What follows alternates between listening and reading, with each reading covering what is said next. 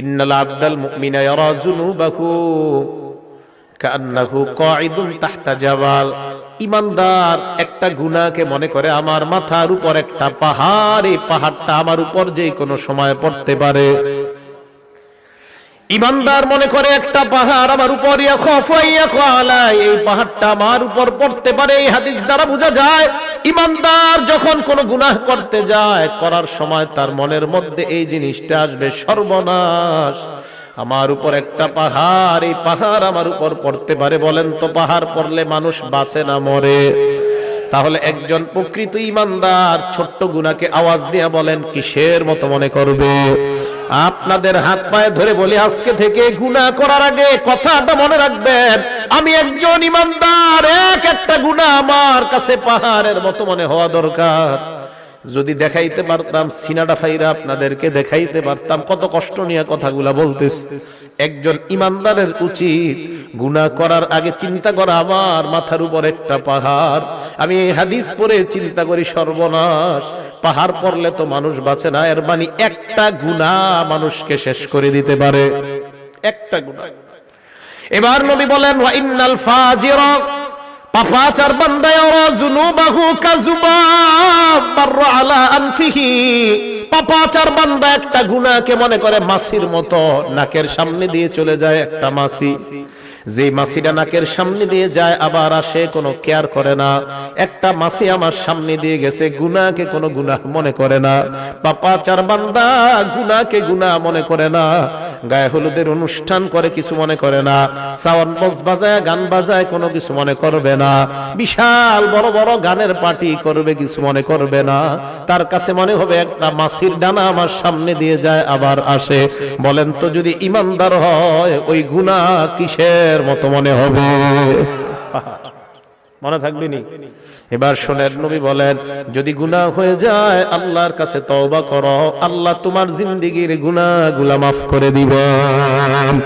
হাদিসের মধ্যে নবী উদাহরণ দিয়ে বুঝায়, লাল্লাহু আফরাহু বিতাওবাতি আবদিহি মিন রাজুল নাযালা মানজিলাত ওয়া বিহি মাহলাকা। কোন বান্দা একটা সফরে বের হয়, বের হওয়ার পর ওই বান্দা সফর করতে করতে অনেক দূর যায়, যাওয়ার পর হঠাৎ বান্দা এক জায়গায় বিশ্রাম নেওয়ার জন্য সফর বিরতি দেয়। হঠাৎ আশেপাশে তাকায় দেখে কোনো মানুষ নাই, ঘর নাই, ঘর বাড়ি কিছু নাই।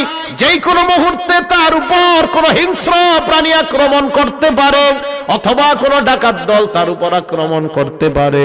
আশেপাশে তাকায় দেখে কেউ নাই, কেউ নাই। এবার ওই বান্দা, তার সাথে তিনটা জিনিস আছে। এক নাম্বার মাহু রাহিলা, তার সাথে আছে তার বাহন, বাহন। দুই নাম্বার আলাইহা তাআমুহু ওয়া শারাবু, ওই বান্দার বাহনের উপর তার খানা এবং তার পানি তার বাহনের উপর। শুনেন, এক ব্যক্তি সফরে বের হয়, বের হওয়ার পর যাইতে যাইতে হঠাৎ এমন একটা জায়গায় যাত্রা বিরতি দেয়, যেই জায়গায় যাত্রা বিরতি দেওয়ার পর আশেপাশে তাকায়া দেখে কেউ নাই, যেই কোনো মুহূর্তে তার জীবনটা চলে যাওয়ার আশঙ্কা।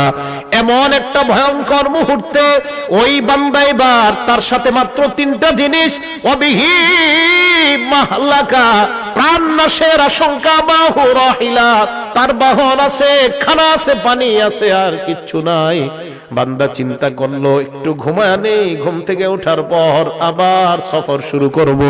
ফানামা নাওমা, বান্দা ঘুমায় যায়, ঘুমানোর পর ফাস্তাইকাযা, আবার জাগ্রত হয়। জাগ্রত হওয়ার পর তাকা দেখে তার বাহনটা হারায় গেছে। বাহন কি হয়েছে? হারায় গেছে। বুখারী শরীফের হাদিস। এখন বলেন তো বাহনের সাথে কি ছিল? খানা পানি ছিল, তাহলে সব গেছে। ফাশতাদ্দাল হাররু ওয়াল আতাশু, প্রচন্ড গরম আবার প্রচন্ড পিপাসা, পানি কই? হ্যাঁ, চলে গেছে।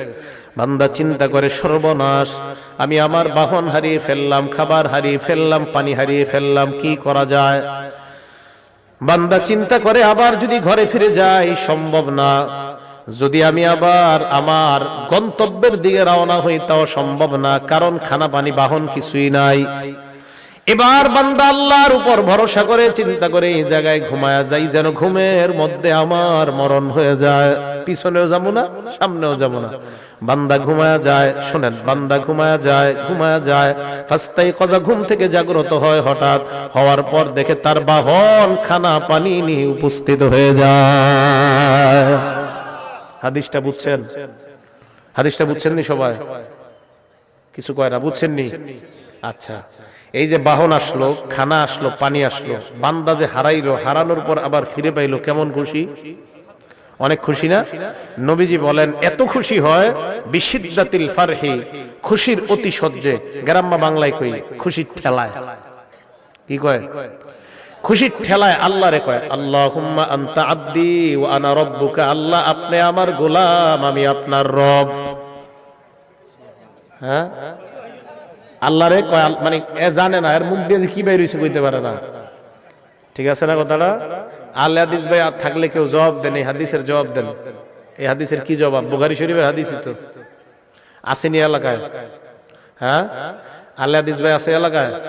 যদি থাকে এই হাদিসের জবাব কি? যে হাদিসে যে বান্দা আল্লাহরে কইলো আপনি আমার রব, আমি আপনার, আপনি আমার গোলাম, আমি আপনার রব, কি জবাব? বিপদে পড়ে যাবে না। আমি আলে হাদিস ভাইদের মহব্বত করি, এই হাদিসের জবাব কি? হাদিস না ফলো করেন সহিহ হাদিস, এই তো বুখারীর হাদিস, বুখারী শরীফের 6308 নম্বর হাদিস। কি জবাব?